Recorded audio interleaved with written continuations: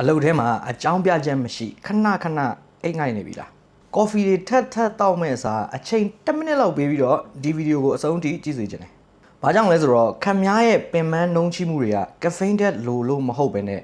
dehydration လို့ခေါ်တဲ့ရေဓာတ်ခန်းချောက်နေတာကြောင့်ဖြစ်ဖို့များပါတယ်။ခင်ဗျားတို့ကျွန်တော်တို့ခန္ဓာကိုယ်ရဲ့60%ကျော်ကရေဓာတ်တွေနဲ့ဖွဲ့စည်းထားတာပါ။ရေဓာတ်ပြည့်ဝနေခြင်းကခန္ဓာကိုယ်ရဲ့ energy level ကိုတက်စေုံနဲ့မကဘူးအစာချေစနစ်နဲ့ metabolism လို့ခေါ်တဲ့ဇီဝကာမဖြစ်စဉ်ကိုဓာတ်ရိုက်ကောင်းမွန်စေတယ်။ဒါကြောင့်ခန္ဓာကိုယ်ကအားရင်ကုန်ခန်းပြီးပင်ပန်းနှုံးချိနေတယ်လို့ခံစားရတဲ့အခါအချိုရည်တွေကော်ဖီတွေတောက်မဲ့အစားအခြေခံလိုအပ်ချက်ဖြစ်တဲ့ရေကိုပဲအရင်ဆုံးတောက်ပေးပါ။ခင်ဗျားရဲ့တစ်နေ့တာ energy level ပြည့်ဝနေဖို့အတွက်တစ်နေ့ကိုအနည်းဆုံးရေ3လီတာဒါမှမဟုတ်ဖန်ခွက်ကြီး10ခွက်ကနေ12ခွက်ထိတောက်ပေးပါ။ကဲကြရဗျာအခုချက်ချင်းပဲရေတစ်ခွက်စတောက်ပြီးတော့ dehydration ကိုအတူတူကြော်ဖြတ်ကြမယ်။ရေလုံးလောက်တောက်ဖို့လုံးဝမမေ့နဲ့။